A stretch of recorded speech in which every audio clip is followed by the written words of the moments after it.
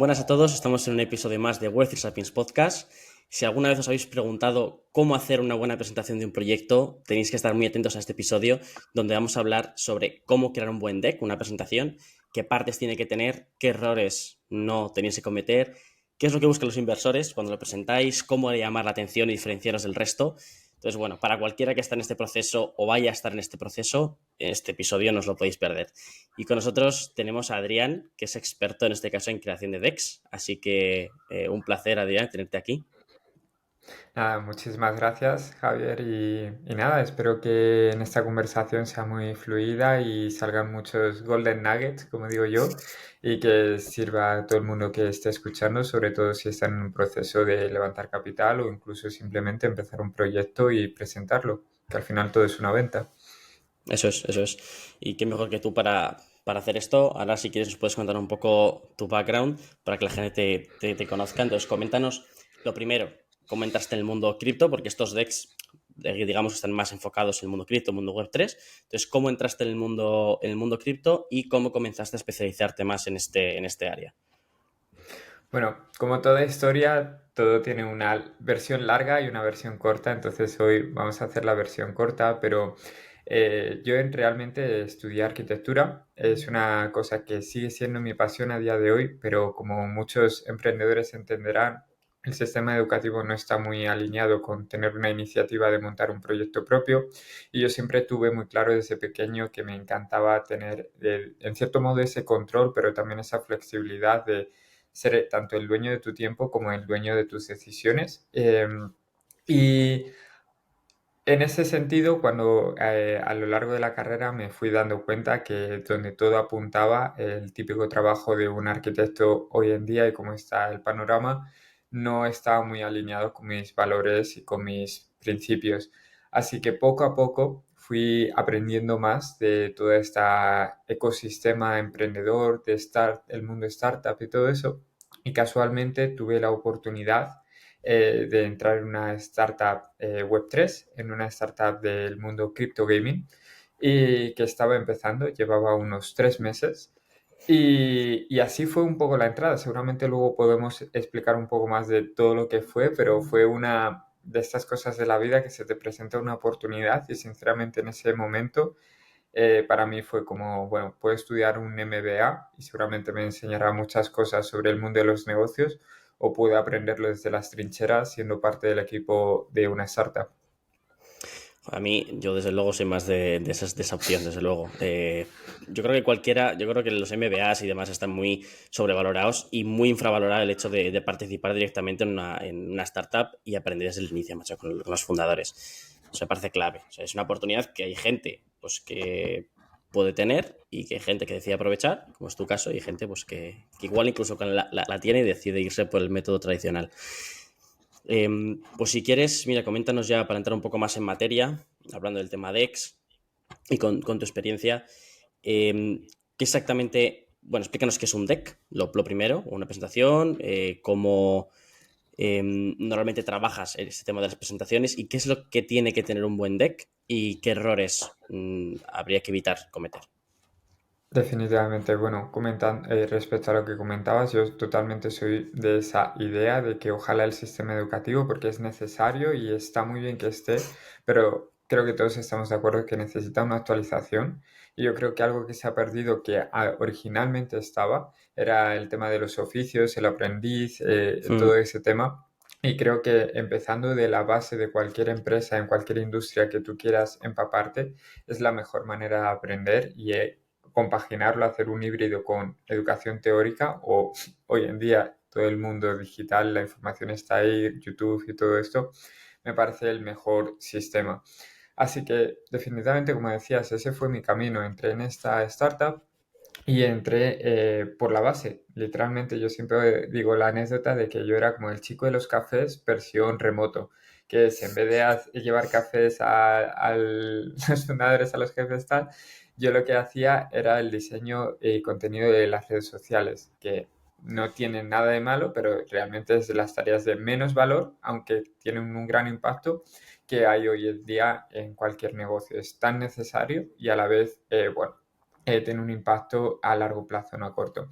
pero me lo tomé con total apertura y con total ilusión de empaparme. Para mí crear contenido era una muy buena excusa de empaparme, hacer research y aprender de la industria, no solo de la industria de las startups en general, pero sobre todo de la industria del Web3, que en este momento está empezando. Por poner en contexto, esto estamos hablando de principios de 2020 y sobre todo del gaming, que siendo totalmente sinceros, para mí no era, sé que soy como la oveja negra o el bicho raro, pero nunca no he sido un gran gamer, no ha sido algo que me Ujú, ha llamado la atención, siempre he estado más interesado, digamos, en la vida real, aunque cada vez más veo los valores y la conexión de aprender los fundamentos de la mentalidad de la vida es un juego y obviamente aplicarlo en la vida, pero bueno, ese es otro tema. Respecto a tu pregunta, cuando la startup va en cuanto a ciclos, que esto es algo que aprenderá o experimentará o sabrá cualquier persona que haya estado en un ciclo de una startup, es literalmente una montaña rusa. En las bajadas, o sea, en las subidas todo va muy bien y hay muchas veces que puede ser un pelotazo y en las bajadas hay mucha gente que se estampa y hay mucha gente que justo en ese momento es cuando crece y aprovecha esa oportunidad. Esto es como una inversión, ¿no? Es como la mentalidad de inversor de vende alto, compra bajo, ¿no? Pues ujú. de esta manera, cuando la startup se inició con un Friends and Family, que no está nada mal, la verdad es que tuvo un capital suficiente para empezar con iniciativa y arrancar el proyecto, pero se sobreescaló el equipo demasiado y muy pronto, también este es ya vamos como Golden Nugget número uno.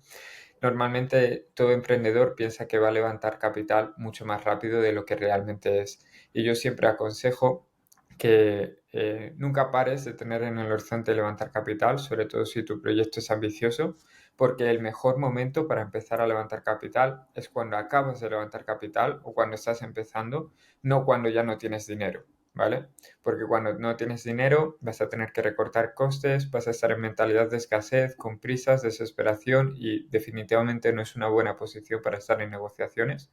Es Ujú. mucho mejor cuando o estás empezando y hay toda esa iniciativa y así vas a aprender rápido de feedback de inversores de lo que quieren, no quieren, que no siempre están en lo cierto, esto también lo podemos hacer aparte, pero sobre todo cuando acabas de levantar una ronda, estás en boca de todo y ese es el mejor momento para capitalizar esa atención, para irlo financiando la siguiente ronda. Como Ujú. decía, el dinero al final es un mecanismo y es una herramienta y siempre cuanto más surtida y más abundante sea esa herramienta, que es el dinero, mejor. Claro, es que además ahí cuando tú presentas algo a un inversor, si muestras necesidad, necesitas el dinero, es ya una red flag, bueno, no una red flag, pero es algo más difícil que el hecho de ya, pues simplemente te estás financiado y simplemente pues buscas algo más para poder propulsar un poco más tu negocio. Eso, pues creo que llama mucho más la atención y es mucho mejor. Y luego que tienes que tener en cuenta también las condiciones de mercado. Y ahora mismo estás en una condición que es muy buena y dentro de seis meses quieres volver a levantar otra ronda y estás en una situación mala de mercado y ya las has liado. Entonces es mejor eso. Hablando un poco ahora mismo de lo que son las partes del deck, en concreto de cómo harías tú un buen deck, dime exactamente qué tipo o slides o exactamente cómo organizarías tú esa presentación. Hmm.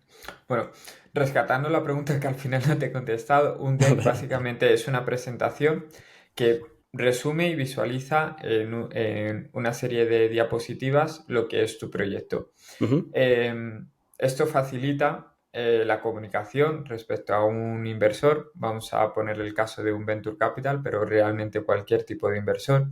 Normalmente, sobre todo en el caso de un inversor profesionalizado, que digamos que es un venture capital, recibe muchísimas presentaciones, muchísimos decks al año e incluso al mes. Y es la única manera de destacar, porque esto es una cosa que a lo mejor sobre todo un fundador que empieza no lo interioriza, que es como no todo el mundo te va a escuchar y sobre todo no todo el mundo te va a escuchar de primeras. Entonces, tener un buen primer impacto, y vamos a ser honestos, las primeras impresiones afectan y es muy importante, es por eso que hago tanto énfasis en el diseño, pero no es solo diseño, es también estructura y lo que dices y cómo lo dices. En este caso, normalmente hay una estructura que es como el típico estructura de 10 slides, que es eh, El inicio, que es la propuesta de valor, luego problema, solución, mercado, por qué ahora, financials, equipo, competición, competitors, roadmap y luego the ask. No sé si he resumido Ujú. las 10, pero más o menos varían un poco en esa distancia. Lo curioso, que a lo mejor eso también ayuda a la gente a tener una mejor imagen de cómo es levantar una ronda. Como ya decía al principio, no es tan rápido como parece. Ojalá, oye, si alguien tiene suerte y se produce muy rápido, va a ser probablemente por lo que tú comentabas, Javi, que era el tema del timing del mercado. La gente a veces dice, tienes suerte. Sí, la suerte es un factor, pero Ujú. no te quedes con la palabra, quédate con lo que hay detrás de la palabra. La suerte es estar en el momento adecuado, en el sitio adecuado, siendo la persona adecuada, persona o proyecto. Entonces, vamos a desgranar eso.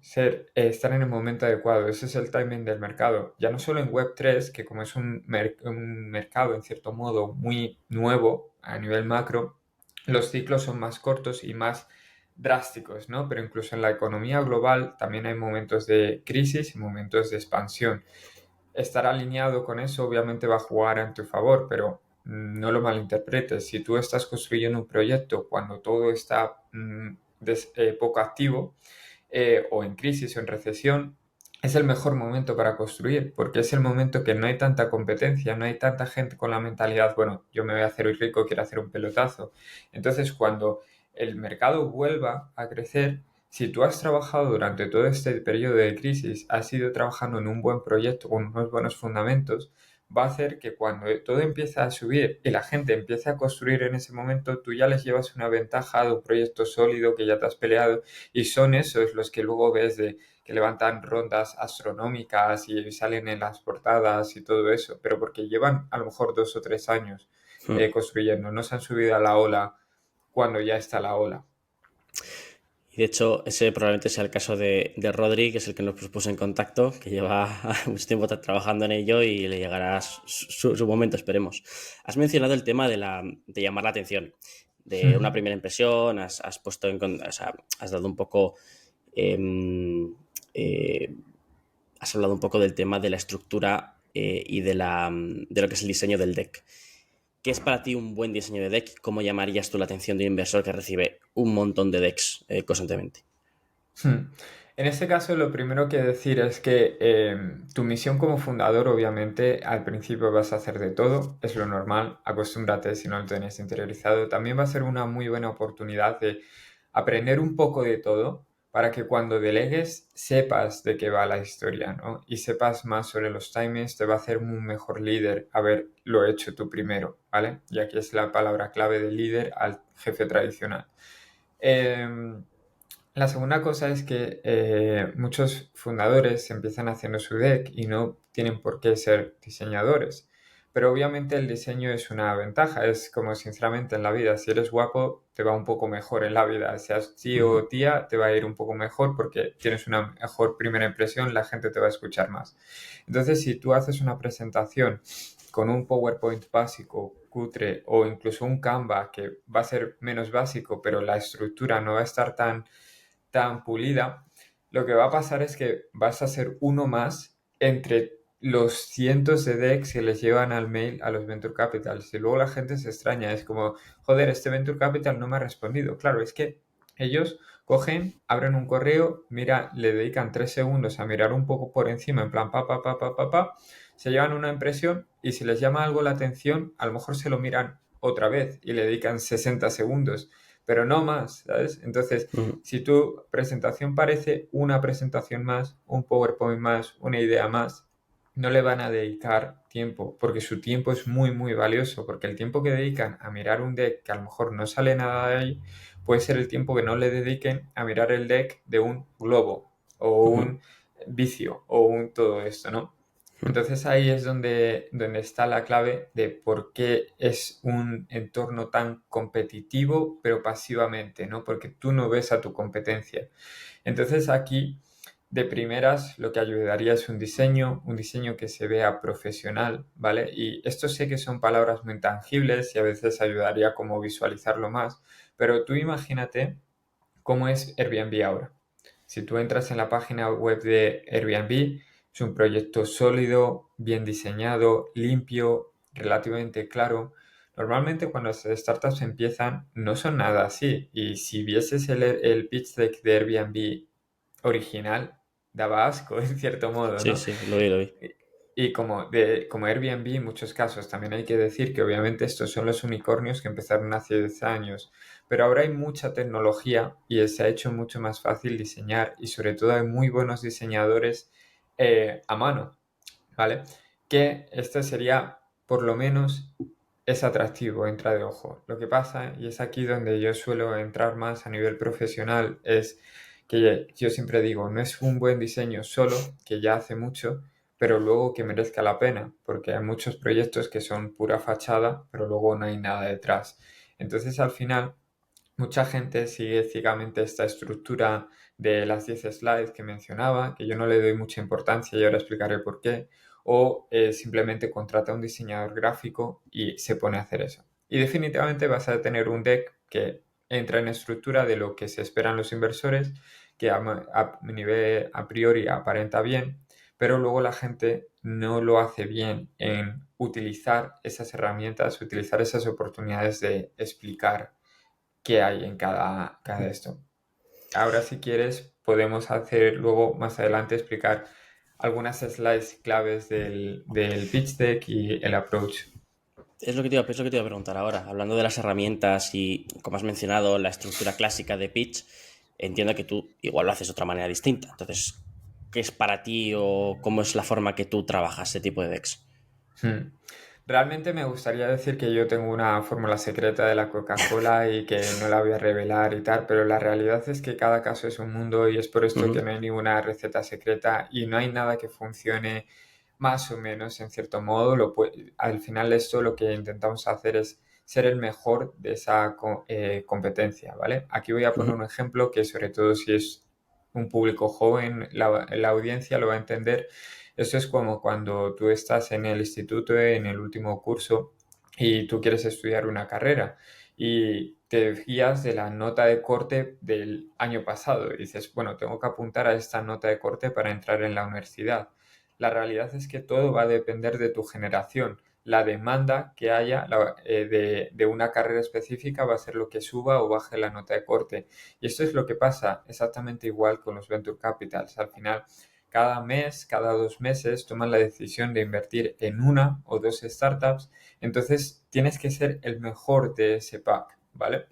Por lo menos para pasar de fase, porque para hacer un poco de un paso para atrás, aunque levantar financiación, levantar capital es algo que absorbe mucho el tiempo de los fundadores, sobre todo cuando es una startup, ni mucho menos va a ser el mayor reto. Va a ser un reto contundente y un reto para ir de 0 a 1, pero realmente el reto es la consistencia y el estar a lo largo del tiempo y todos los retos que van a ocurrir luego con contratar equipo, gestionar el capital y muchos otros retos que ocurren atrás. Pero bueno, por focalizar el tema en este punto de levantar una ronda de financiación y el tema del deck, diría que mucha gente se toma muy literal o coge plantillas y no piensa un poco. Sé que Ujú. suena un poco duro de decir, pero simplemente lo hace como haciendo checks, cumpliendo los deberes y argumentando, bueno, yo tengo la estructura que me dicen, está medio bien diseñado porque he contratado a un diseñador gráfico, me lo ha hecho por 200 euros, he invertido 200 euros en que me lo hagan, ya está, ¿por qué no me hacen caso? Porque realmente esto es un poco como ligar, en cierto modo. Es como de, no por solo echarte colonia un día y salir y ponerte tu mejor camiseta, ya vas a ligar. Obviamente tienes que entender mucho a la otra persona y la inteligencia emocional es clave en todo este tema, ¿no? Entonces, cuando tú eres muy agresivo y tú dices las típicas frases de ligoteo, vas a entrar en el club de los 1000 otros tíos que le escriben DMs todo el día, ¿no? Entonces, en este estilo, la persona que es más relajada, que entienda a la otra persona, que se preocupa por entender, por ejemplo, el venture capital, en qué tipo de industria invierte, a ver si es un match, a ver cómo, en qué fase invierten, a ver si yo estoy en esa fase, si es como idea inicial o pre-seed o seed o series A ver Ujú. cuál es su tesis de inversión, a ver cuáles son las startups que han invertido antes, ¿no? Todo este molestarse en preocuparse por qué quiere el Venture Capital hace que tengas una ventaja increíble porque ya no te posiciona como uno más que les está pidiendo inversión o les está pidiendo una cita o algo así, sino te conviertes en alguien que empatiza con su situación y ve que le puede aportar, ¿no? Sin irnos mucho de las ramas, siguiendo con el ejemplo del Venture Capital, muchas veces estos Venture Capital tienen su portfolio público y dicen, hemos invertido, por poner ejemplos más grandes, pero hemos invertido en un Wallapop, ¿vale?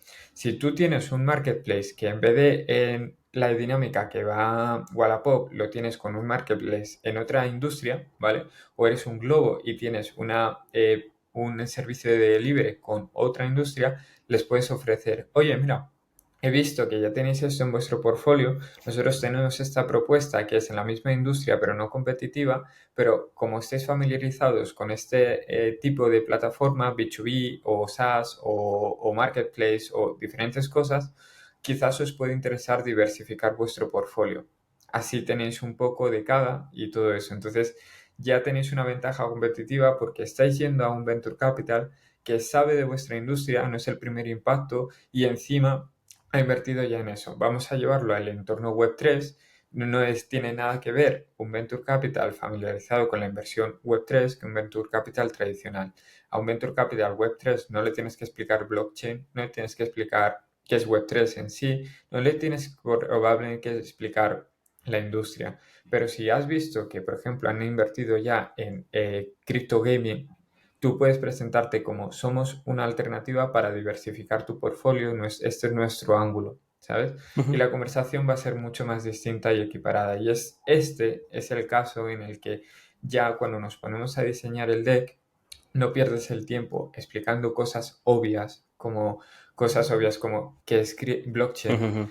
por qué Web3 va a dominar el mundo, cuál es el tamaño de mercado y te puedes centrar más en explicar qué es tu proyecto y por qué eres diferente y qué haces mejor que tu competencia. Total. De hecho, la mayoría de las personas no piensa en qué es lo que ellos pueden ofrecer al Venture Capital y se centra exclusivamente en lo que ellos necesitan. Es un poco el approach distinto que debes tener.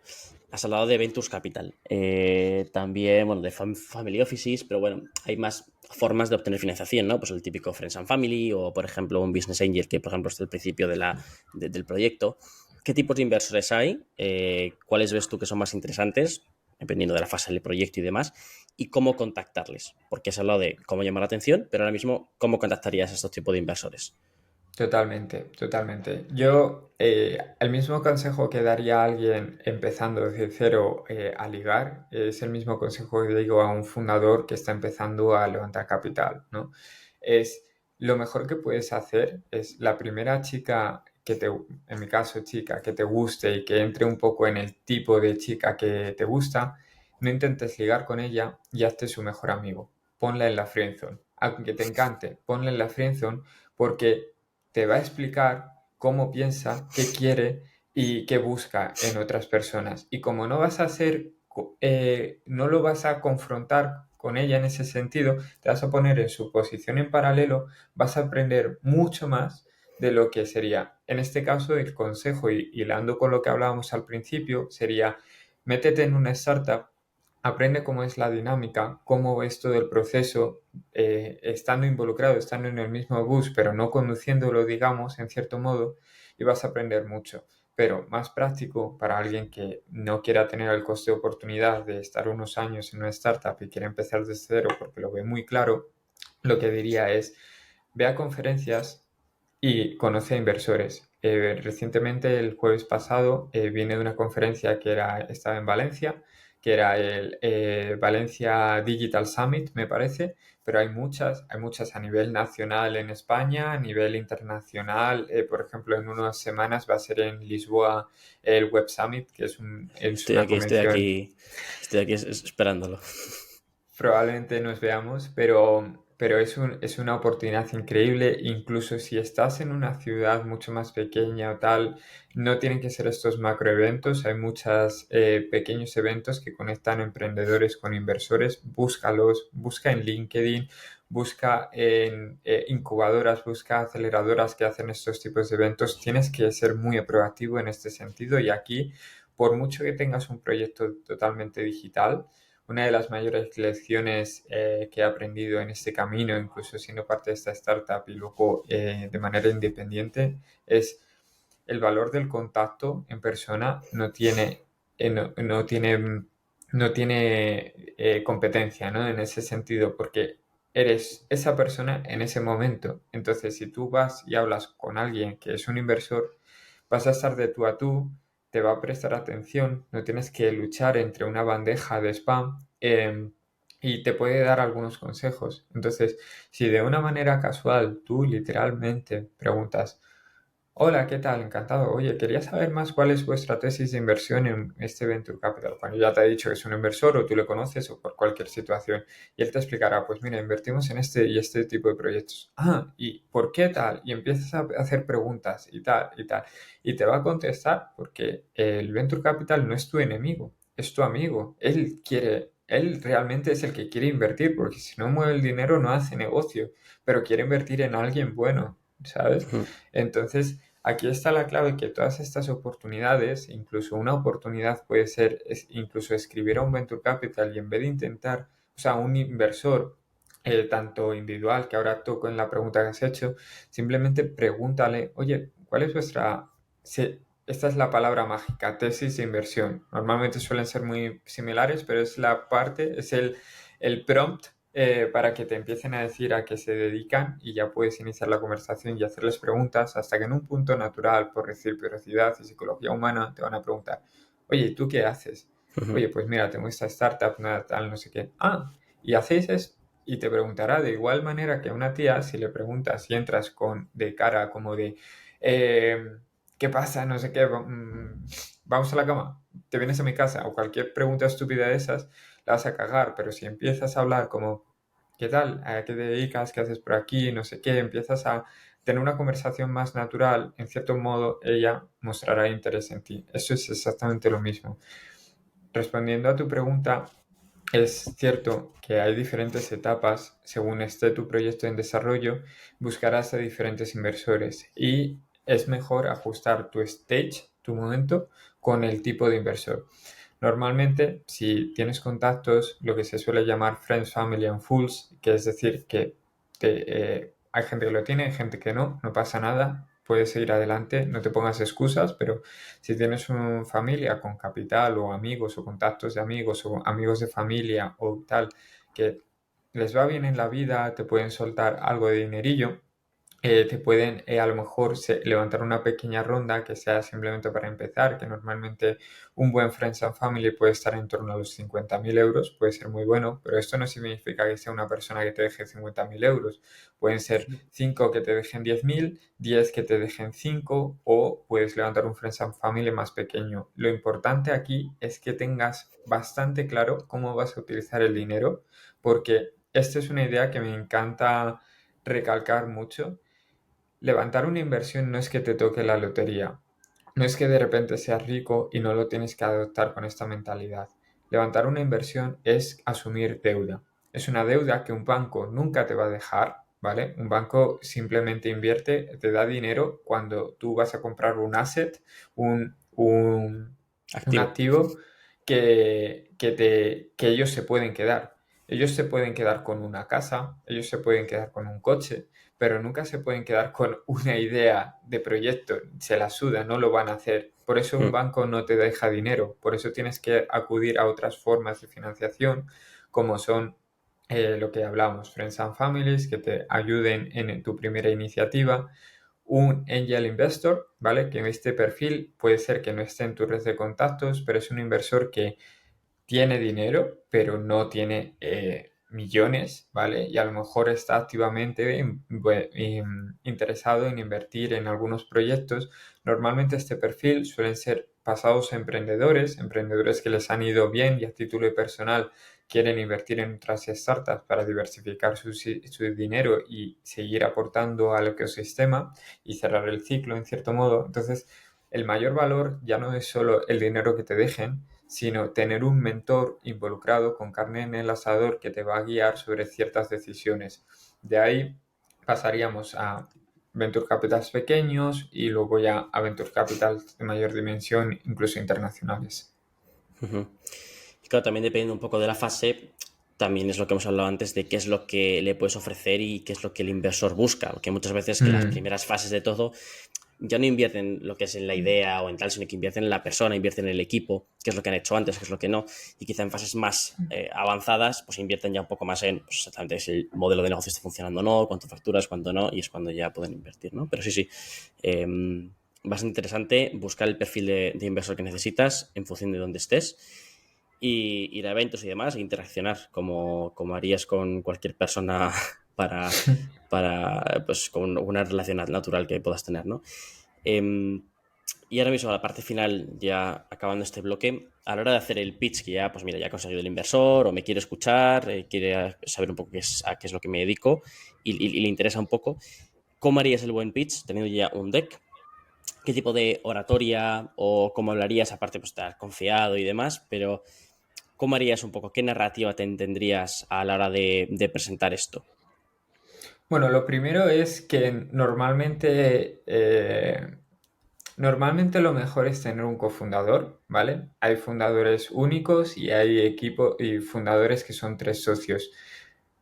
Nada es bueno ni malo, ¿vale? Lo normal sí que es cierto que estructura normal son dos cofundadores, es lo que más familiarizados están. Y aquí la ventaja que tienen respecto a un solo fundador es que tú en vez de estar encerrado tus ideas y tener unos pájaros en la cabeza, estás con otra persona que puedes pelotear un poco, ¿no? Y buscar la manera de explicarlo. Si son tres, esto solo lo voy a mencionar ligeramente, el conflicto empieza en que ya hay demasiadas personas en el founding team, demasiado repartido el cap table, el equity, ¿vale? Y da menos flexibilidad y siempre tres personas llevan un pelín a conflicto. Entonces, por eso se suele buscar este perfil dupla que podemos ver en tantos casos como Steve Jobs, Steve Wozniak y todas estas cosas, aunque hay que decir que la industria está evolucionando y cada vez se ven más personas nativas muy fundadores que van con ellos mismos con todo, como a lo mejor por poner el ejemplo puntero, un Elon Musk, que nunca está solo, no os confundáis, pero es eso.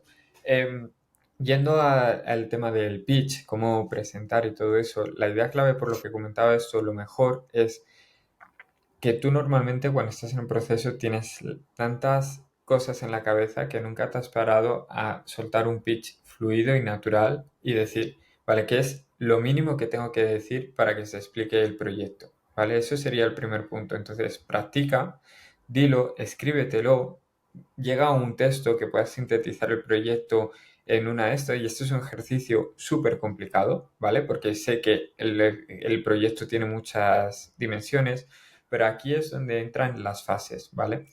No es el elevator pitch de 2 minutos, explícame la idea, está muy glorificado y como shows como Shark Tank y todo esto Ujú. lo glorifican, pero realmente no es como suele fluir en la vida real esto. Lo normal es que tú sí tengas un periodo corto, 2, 5 minutos, conoces a un inversor, como decíamos, en una conferencia o algo así, y lo que tienes que contar es suficiente de la idea para generar interés. Pero ya está, no te rayes, no cuentes cómo lo haces, no cuentes cuánto necesitas, solo, oye, estoy en esta industria, hemos encontrado que hay este problema, nos hemos dado cuenta que nadie lo está resolviendo, es súper raro y realmente habría una forma de solucionarlo que sería así.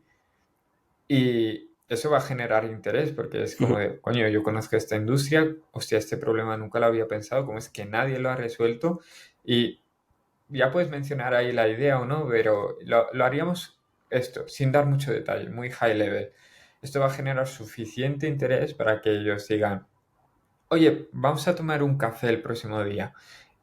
Y probablemente la semana que viene tengas un café. Y aquí no tienes que venir con un plano, con el business plan y ponerlo sobre la mesa y esto es todo lo que vamos a hacer. Es como casual. Y es como simplemente vas a tener una conversación que va a ser como, oye, mira, pues cuéntame realmente cómo quieres resolver esto, porque lo entendí, pero no muy. Ah, pues mira, lo vamos a hacer así porque hemos visto que hay esta competencia que lo está haciendo, pero ninguno está cogiendo este ángulo y se están dejando un hueco vacío en la intersección de estas dos cosas.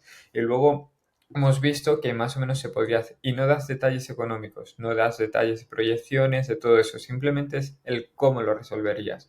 El primero es el por qué, luego es el cómo, típica estructura, y luego es el ya, es como, joder, pues me interesa, espera, vamos, tercera reunión, ¿vale? Y esto es por lo Ujú. que digo que es largo, porque primero te tienen que hacer caso, incluso alguien que te haga caso va a tener unas 3 4 reuniones, e incluso de esas 3 4 reuniones notas van a salir adelante, y esto no te lo tienes que tomar como rechazo, te lo tienes que tomar como experiencia, como feedback, porque la cosa que no les cuadre probablemente es un feedback muy valioso, ¿vale? Y probablemente todavía no se ajusta a la fórmula de problema, solución, nicho, hay algo ahí que esa fórmula la tienes que ajustar, que es lo que normalmente se enmarca como product market fit, que es Ujú. cierto, pero por encima del product market fit va el founder market fit, que es como, ¿quién eres tú para resolver esto? No es que, mira, trabajo en banca, llevo 3 años trabajando en tal banco y me he dado cuenta que están obsoletos. Si es que esto se podría hacer mucho más fácil y si cogemos esto que ya está probado en esta industria y lo aplicamos a esto, tenemos tal. Y es como, coño, entiendes la industria. Y es todo esto en este proceso donde se va demostrando lo del equipo, que todo el mundo dice, no, el equipo es lo más importante. Claro que es lo más importante porque sobre todo un inversor en las fases iniciales sabe que a lo mejor no vas a dar con la idea en un momento, pero que si ellos apuestan e invierten por un inversor, por un emprendedor que no se rinde, que está peleado y obsesionado con una industria y que lo va a batallar hasta que dé con la clave, sabe que va a llegar a algo mucho más Ujú. que cualquier persona que es como, no, me quiero hacer rico, he visto que esto es puede pegar un petardazo, esto del Web3, la gente está levantando millones porque no lo voy a hacer yo. Y es por eso que lo que decía antes de que la gente que está construyendo cuando el mercado no está puntero es el mejor momento y es cuando más fácil es hablar con inversores, sobre todo en industrias muy específicas. Y Ujú. al final es eso, ese es realmente el secreto, que un inversor, por lo que valora mucho el equipo, es porque quiere a alguien que no se vaya a rendir y es porque quiere a alguien que vaya a pelearse con el proyecto hasta dar con la solución.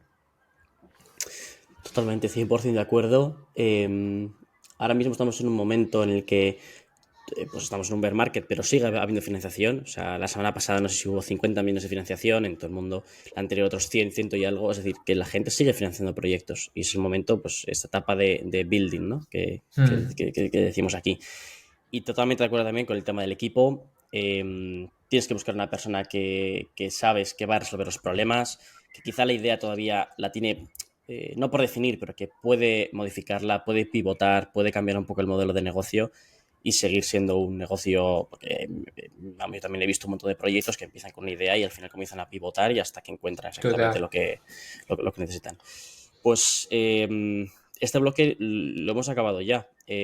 Adri, me ha gustado mucho toda esta parte. Para cualquier persona que ahora mismo tenga que definir un poco que necesita ayuda, sin duda contactar con Adri. Voy a dejar todo en la descripción.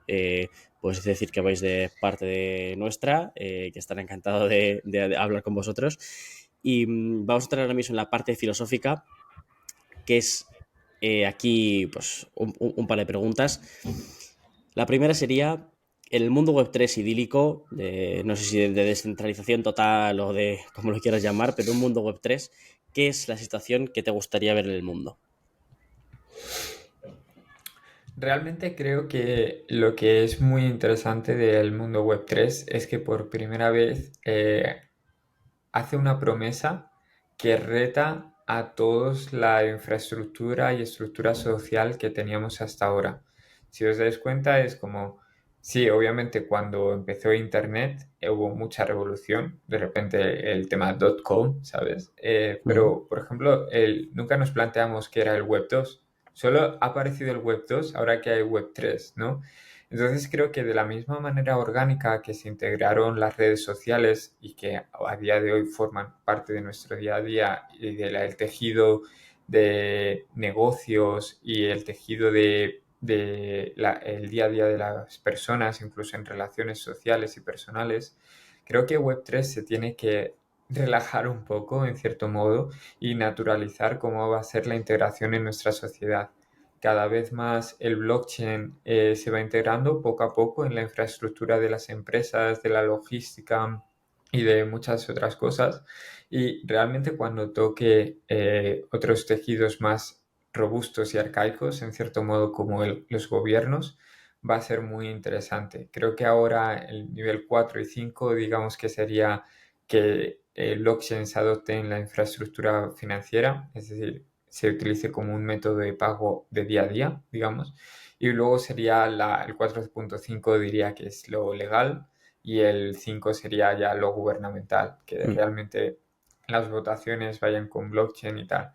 Y realmente aquí es cuando creo que el Web 3 puede cambiar el mundo, cuando la presión que haya de todo este tema haga que industrias que siempre se han tomado una ventaja de esta ineficiencia, ¿no?, que había en el sistema, se acabe y haga que haya una presión porque se adopte todo esto. Es decir, la misma que los bancos se han aprovechado durante años y han creado todos estos crisis y tal, hay algo tan robusto como es el Bitcoin que cree esta trust, esta confianza a nivel global y elimine las barreras y eso. Y tema gubernamental o político, en plan que todo esté registrado en la blockchain, se va a ver todas las transacciones, van a estar públicas y sobre todo a nivel votación, que parece de coña que estemos en el 2023 ahora mismo, finales, y todavía los votos se cuenten a mano cuando ya hay la Sí. tecnología para que esto no ocurra. Entonces, sobre todo en países que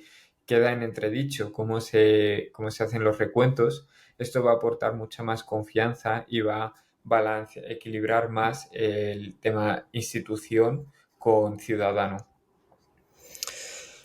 Ahí entraremos un poco en el debate de si eso se lo van a permitir o no y hasta qué punto y cuánto de o qué control van a tener ellos sobre nosotros. Pero bueno, desde luego la Ujú. situación idílica sería que los ciudadanos tuvieran el poder y el control, pero bueno, está por ver. Vale, pues finalmente, Adri, muchas gracias por venir al podcast. Finalmente di un mensaje si quieres para la audiencia, que te gustaría o algo reseñable y a quién le recomendarías, si tienes a alguien, venir a este podcast. Pues qué bueno. Pues la verdad que diría que intuyo que cualquiera que esté escuchando este podcast está en la industria Web 3, obviamente, pero sobre todo con un perfil emprendedor. Diría que se lo tomen como una carrera, ¿vale? Y con esto como una carrera profesional. Es decir, no mentalidad de voy a dar un pelotazo, porque cada vez eso es menos realista. Incluso los pelotazos que ves llevan mucho trabajo por detrás y muchos años de sacrificio y muchos años de no haberlo dado y al final, irónicamente, el que menos busca el pelotazo es el que lo encuentra y viceversa, el que más busca el pelotazo es el que se frustra. Así que tómatelo con calma, tómatelo como que quieres desarrollar tu carrera profesional en este nicho del emprendimiento y en concreto del Web 3. Si realmente confías que esto va a ser el futuro, qué mejor momento que confiar plenamente y hacer unos buenos fundamentos de educación y haber estado ahí para ser el experto del mañana. Em, y luego, ¿a quién invitaría al podcast? Esa es muy buena pregunta, porque la verdad que tengo muchas personas en mente que me encantaría que viniesen a dar su opinión, pero ahora mismo es un compromiso poner a alguien, pero definitivamente me ha gustado mucho la experiencia, la verdad, y es una conversación muy fluida y realmente te pasaré dos o tres personas que creo que van a disfrutar mucho de una conversación contigo. No están obligados a venir, pero desde luego les invitaré. Y a Rodri también, que es el que se nos puso en contacto, a Rodri le tengo que invitar seguro, pasa que todavía está en ese proceso, que no sé si quiere hacer mucha publicidad o no, así que cuando quiera darle caña, pues empezaremos. Así que nada, muchas gracias a todos por estar aquí con nosotros en este nuevo episodio. Dejo todos los links en la descripción y nos vemos en el siguiente. Un abrazo.